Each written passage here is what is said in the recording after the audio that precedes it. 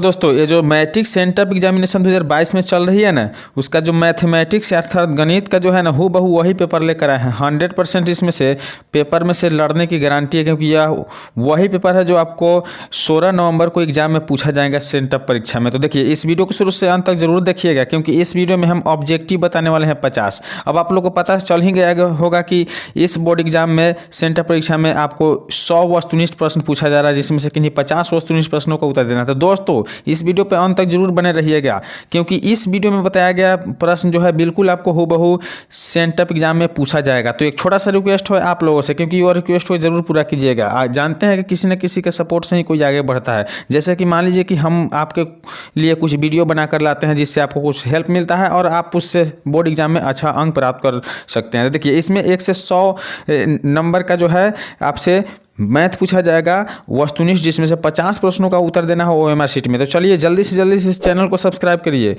यदि इस चैनल पर नया है तो बिल्कुल सब्सक्राइब कर लीजिएगा, क्योंकि यह चैनल आप लोग के लिए बहुत महत्वपूर्ण होने वाला है। तो छोटा सा रिक्वेस्ट है, आप जरूर इसको पूरा कीजिएगा, मुझे आशा है। तो चलिए हम देरी नहीं करते हुए शुरू करते हैं वीडियो। और देखिए आज का पहला प्रश्न दिया हुआ है कि 1000 चक्कर लगाने में एक पहिया को 88 किलोमीटर तय करना पड़ता है। देखिए स्पष्ट लिखा हुआ है कि 1000 चक्कर लगाने में एक पहिया को 88 किलोमीटर तय करना पड़ता है। तो इसका व्यास क्या होगा? तो आपको बता देते इसको व्यास 28 सेंटीमीटर होगा। आपको पता ही होगा कि यह प्रश्न अगर आप बनाए होंगे तो इस प्रश्न को बनाने में 2-4 मिनट का समय लगता है, जो यहाँ पर्याप्त नहीं है, इसलिए हम आपको केवल उत्तर बता रहे हैं। आप एक एक प्रश्न को ध्यान से देखिए और उसका उत्तर समझते चलिए, और कल वाले सेंटअप एग्जाम में आप जाकर लिख दीजिए। देखिए अगला प्रश्न देखिए, दिया हुआ है कि cos 90 डिग्री माइनस थीटा का मान क्या होता है? तो आपको बता दें तो cos 90 डिग्री माइनस थीटा का मान होता है sin थीटा। क्या होता है? sin theta. देखिए अगला प्रश्न देखिए, 3 नंबर प्रश्न दिया हुआ है कि थीटा का मान 45 डिग्री है।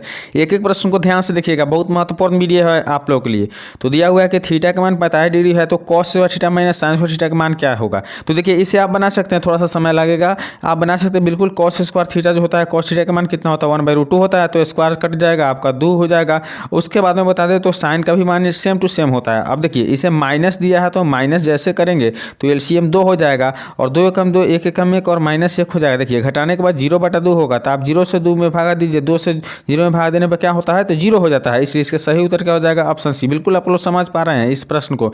देखिए अगला प्रश्न देखिए, दिया हुआ है कि निम्नलिखित में किसका मान √2 के बराबर होगा? देखिए किसका मान जो है √2 के बराबर होगा? तो आप लोग बिल्कुल जानते हैं कि आप sin 45 डिग्री का मान 1/√2 होता है, वही cos 45 डिग्री का मान भी 1/√2 होता है। तो बिल्कुल आपको √2 ही पूछा जा रहा है, इसका विपरीत है। तो विपरीत आपको बता दें तो ऑप्शन डी अर्थात cosec जो है 45 डिग्री का मान जो है बिल्कुल आपको 1/√2 हो जाएगा। चलिए देखिए अगला प्रश्न देखिए, दिया हुआ है 5 नंबर प्रश्न की। देखिए दिया है कि यदि cos 32 डिग्री x के बराबर है और cos 58 डिग्री y के बराबर है तो कौन सत्य होगा? तो देखिए आप समझिए कि जब भी हम पूरा कोण होता है, जैसे 58 डिग्री में हम अगर 32 डिग्री को जोड़ते हैं तो निश्चित रूप से यह 90 डिग्री होगा। जैसे 90 डिग्री होगा यह पूरक हो जाएगा। पूरक हो जाएगा इसका मतलब है कि x y का क्या हो जाएगा? निश्चित रूप से बराबर हो जाएगा। ठीक है, क्या x y से बराबर हो जाएगा, या मानिए तो y से x बड़ा हो सकता है। ठीक है, चलिए देखिए अगला प्रश्न देखिए, 6ठा नंबर प्रश्न दिया हुआ है कि यदि थीटा बराबर 45 डिग्री हो तो tan स्क्वायर थीटा बटा 1 प्लस sin स्क्वायर थीटा के मान क्या होगा? देखिए यह निश्चित रूप से पूछे जाने वाले हैं आपके परीक्षा में। तो देखिए यहाँ जो आंसर है आप बनाइएगा, जिस तरह से बनाकर आप सोल्व करके बताए हैं उस तरह से अगर बनाइएगा तो इसका आंसर बिल्कुल आपको कितना आ जाएगा? 3 आ जाएगा। ठीक है, अगला प्रश्न देखिए, दिया हुआ है 7 नंबर प्रश्न की यदि sin P बराबर, देखिए साइन जो है 42 डिग्री किसके बराबर है? P के बराबर है, तो साइन 48 डिग्री किसके बराबर होगा? तो इसका जो सही उत्तर हो जाएगा आपका P/√1 - P हो जाएगा। ठीक है, इसको ट्रायंगल बनाकर आपको बनाना पड़ेगा, लेकिन बिल्कुल आप आंसर समझते चलिए, क्योंकि हूबहू यही आंसर आने वाला है आपके बोर्ड एग्जाम में। देखिए अगला प्रश्न देखिए, दिया हुआ है कि यदि tan थीटा 12/5 हो, तो tan थीटा 12/5 है, तो इसका सही उत्तर क्या हो जाएगा? तो देखिए इससे निकालना पड़ेगा। अब tan का मतलब P/B होता है, तो यहाँ h को फाइंड करिए, h जैसे फाइंड करिएगा तो sin थीटा का मान क्या होता है? P/h हो जाता है। बिल्कुल आपको यहाँ से स्पष्ट आंसर आपका आ जाएगा कौन सा? बी अर्थात 12/13। क्या आ जाएगा? 12/13। दोस्तों इस प्रश्न को अंत तक जरूर देखिएगा, क्योंकि बहुत महत्वपूर्ण है आप लोगों के लिए। हिला कर रख दीजिए आप परीक्षा में। ठीक है, देखने के बाद देखिए अगला प्रश्न देखिए, दिया हुआ है कि tan थीटा P/Q है, तो बाकी जो इसका मान है P sin theta minus Q cos theta और P sin थीटा जोड़ Q cos थीटा, इसका मान क्या हो जाएगा? तो आपका सही उत्तर हो जाएगा ऑप्शन डी अर्थात P² - Q² हो जाएगा, और बटा में P² जोड़ Q² हो जाएगा। ठीक है, अगला प्रश्न देखिए, अगला प्रश्न दिया हुआ है कि 1 + cos² थीटा और 1 - cos² थीटा के वैल्यू क्या होगा? मान क्या हो जाएगा? देखिए इसे जब हम लोग सॉल्व करेंगे तो निश्चित है कि इसका आंसर क्या हो जाएगा? 1 हो जाएगा। चलिए देखिए अगला प्रश्न देखिए, दिया हुआ है 11 नंबर प्रश्न कि k के किस मान के लिए द्विघात समीकरण समीकरण का मूल क्या होगा, समान होगा। तो जब मूल समान होता है तो आप समझ लीजिए कि विवेचक डी जो होता है 0 के बराबर होता है। अब इस पर आप हम विवेचक डी का फॉर्मूला लगा के बी स्क्वायर माइनस 4ac से आप बिल्कुल निकाल सकते हैं।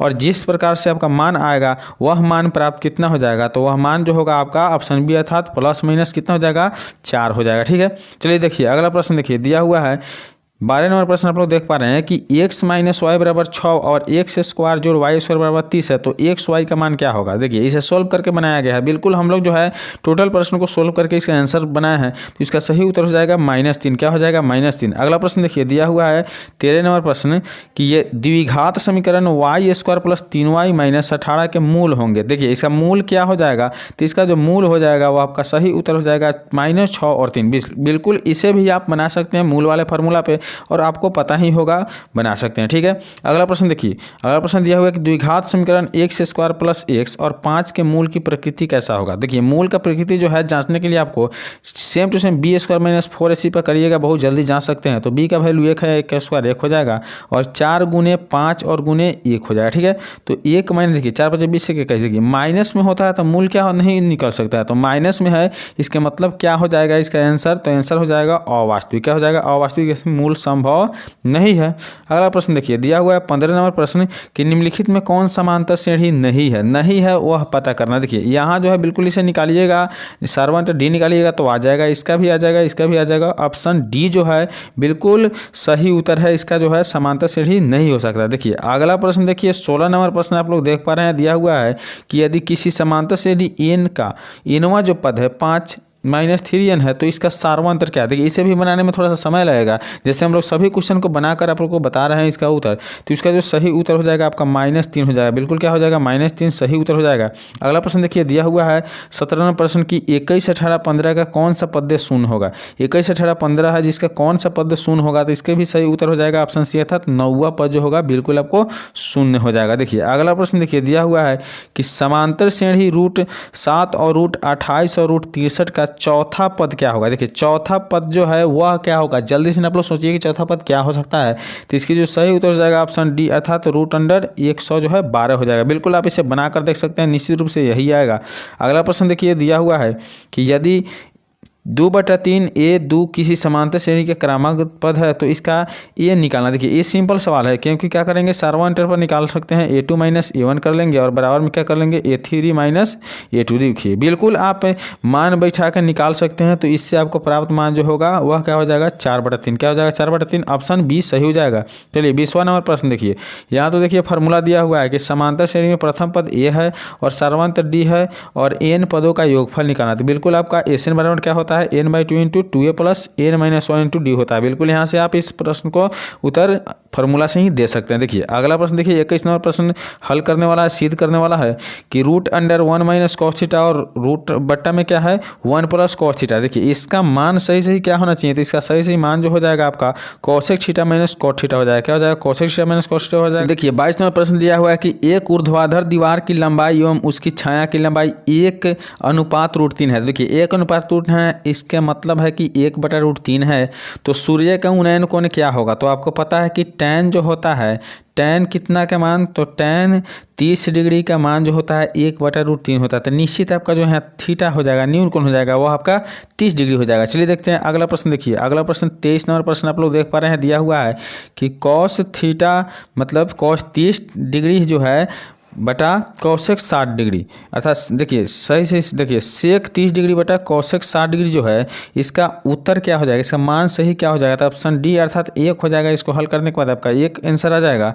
अगला प्रश्न देखिए दिया हुआ है 24 नंबर प्रश्न जो है 2 sin² देखिए 63 डिग्री है और 1 + 2 sin² 27 डिग्री है और 3 cos² 17 डिग्री -2 और cos² कितना है, तो 73 डिग्री। बिल्कुल इसको भी सोल्व करिएगा तो इसका सही उत्तर हो जाएगा ऑप्शन डी अर्थात 3 हो जाएगा।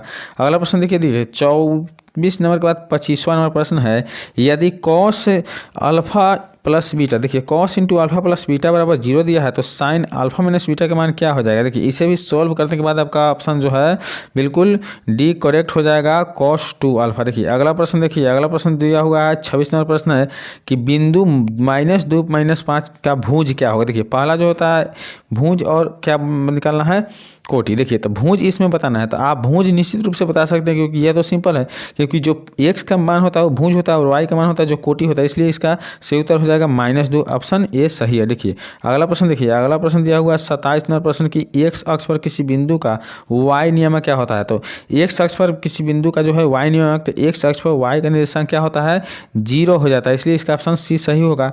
अगला प्रश्न देखिए दिया हुआ है कि बिंदु 3, -4 किस चतुर्थांश में स्थित है। बिंदु जो है 3, -4 किस चतुर्थांश में स्थित है, इसकी सही उत्तर हो जाएगा चतुर्थ, क्योंकि आप इसे तो इस तरह से बना सकते हैं, प्लस प्लस होता है पहला चतुर्थांश में, दूसरा में होता है माइनस प्लस, तीसरा में होता है माइनस माइनस, चौथा में होता है प्लस और माइनस, इसलिए चतुर्थ हो जाएगा चतुर्थांश। यहाँ बिल्कुल आप लोग समझ गए होंगे।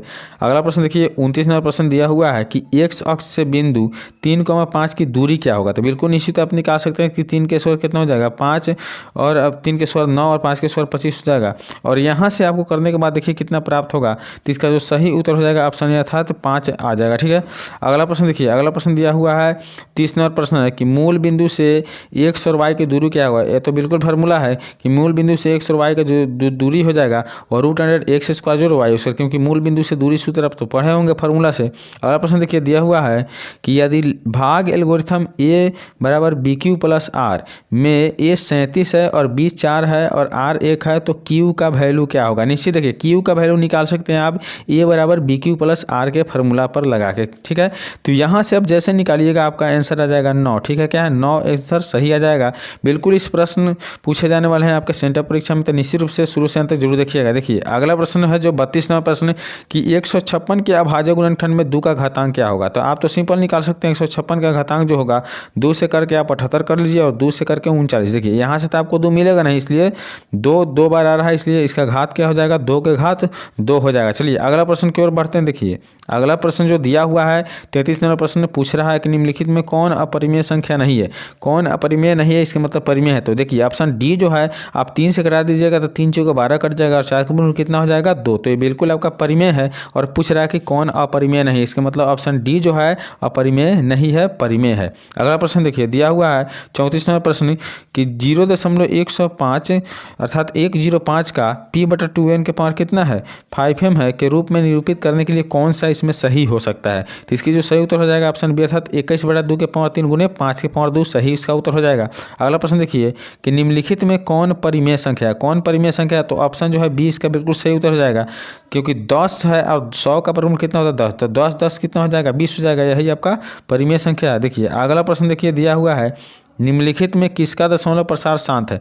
तो इसे तो थोड़ा सा निकालना होगा, इसमें भी सभी प्रश्न में थोड़ा समय लगेगा, लेकिन फिलहाल हम आंसर बता रहे हैं। तो इसकी सही उत्तर हो जाएगा 15/1600। क्या हो जाएगा 15/1600। अगला प्रश्न देखिए 27 नंबर प्रश्न दिया हुआ है कि 2 घन पूर्णांक a और b के लिए मौसा ए बी गुने लौसा जो है ए बी बराबर हो सकता है। इसका सही उत्तर हो जाएगा ऑप्शन ए अर्थात क्या है तो 1। ठीक है, अगला प्रश्न देखिए दिया हुआ है 38 नंबर प्रश्न है कि निम्नलिखित में कौन सा जो है सहयुग्म है। क्या है युग्म जो है सह अभाज्य के रूप में है। इसकी सही उत्तर हो जाएगा 18 और 25 जो है सह अभाज्य के रूप में है। अगला प्रश्न देखते हैं दिया हुआ है कि निम्नलिखित में कौन यौगिक संख्या है। निम्नलिखित में कौन यौगिक संख्या है, इसकी सही उत्तर हो जाएगा ऑप्शन बी है जो 21 है यौगिक संख्या है। अगला प्रश्न देख लेते हैं दिया हुआ है कि निम्नलिखित में कौन अभाज्य संख्या जिसमें भाग नहीं लगने वाला है, वो ऑप्शन डी जो है अभाज्य संख्या, क्योंकि इसमें किसी अन्य संख्या से भाग नहीं लग सकता है।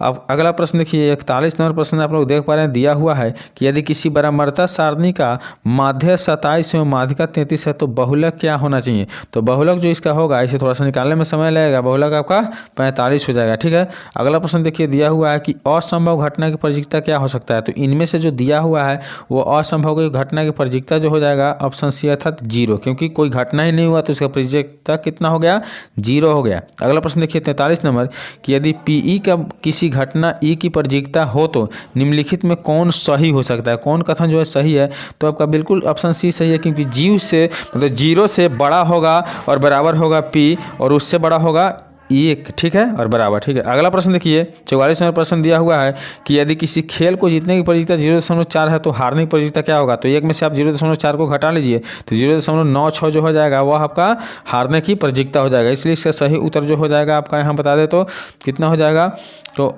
0.4 है तो आपका 0.6 हो जाएगा। सॉरी गलती बन गया है, क्योंकि देखिए यहाँ 1 में से घटा लेना है 0.4, तो 1 में से 0.4 घटाइएगा तो 0.6 आ जाएगा। ठीक है, चलिए अगला प्रश्न देखते हैं। 45वां प्रश्न दिया हुआ है कि 2 सिक्कों की युग्मत उछाला जाए तो शीर्ष नहीं आने की प्रजिकता क्या होगा। तो शीर्ष आने की प्रजिकता पहले निकालना होगा, उसके बाद शीर्ष नहीं आने की प्रजिकता निकालने पर 1 क्या हो जाएगा, 4 इसका सही उत्तर हो जाएगा। अगला प्रश्न देखिए दिया हुआ है 46वां प्रश्न कि निम्नलिखित में कौन सी घटना प्रजिकता नहीं हो सकती है। कौन सी जो घटना वह प्रजिकता नहीं हो सकता है। इसकी सही उत्तर जो हो जाएगा ऑप्शन बी जो है 1.5 है, यह किसी घटना की प्रजिकता नहीं हो सकता है। अगला प्रश्न देखिए कि अंतः स्पर्श करने वाली 2 वृत्तों की कितनी उभयनिष्ठ स्पर्श रेखाएं होती है। तो अंतः स्पर्श करने वाली 2 वृत्तों की कितनी उभयनिष्ठ स्पर्श रेखाएं होती है। इसकी जो सही उत्तर हो जाएगा ऑप्शन यहाँ सी है, बिल्कुल सही 3 हो जाएगा। ठीक है, अगला प्रश्न देखते हैं। अगला प्रश्न दिया हुआ है कि यदि x स्क्वायर प्लस 1/x² बराबर 14 है तो 1 प्लस मतलब x प्लस 1/x का वैल्यू कितना होना चाहिए। तो इससे जब सोल्व करेंगे तो वैल्यू आपका बिल्कुल निश्चित रूप से 4 आ जाएगा। देखिए अगला प्रश्न देखिए दिया हुआ है कि समांतर श्रेणी 2, 6, 10 के प्रथम 11 पदों का योग क्या है। आप तो एसन का फॉर्मूला लगा के 11 पदों का योग आसानी से निकाल सकते हैं। इसकी सही उत्तर हो जाएगा 242। क्या हो जाएगा 242। अगला प्रश्न देखिए 50वां प्रश्न है कि यदि किसी अर्धगोला की त्रिज्या कितना है, r है, तो अर्धगोला की त्रिज्या r दिया तो संपूर्ण पृष्ठ का क्षेत्रफल क्या होगा। तो अर्धगोला का संपूर्ण पृष्ठ का क्षेत्रफल जो होता है 3πr² होता है। चलिए आज की वीडियो में इतना ही, मिलेंगे अगले वीडियो में। आपको 1 से 50 वीडियो में प्रश्न बताए हैं जो बिल्कुल निश्चित रूप से आपके परीक्षा में पूछा जाएगा। तो चैनल पर नए हैं तो सब्सक्राइब कर लीजिए और वीडियो पर अंत तक बने रहे। इसके लिए धन्यवाद। एक लाइक करके शेयर करना ना भूलिएगा। चलिए मिलेंगे अगले वीडियो में, तब तक के लिए बाय।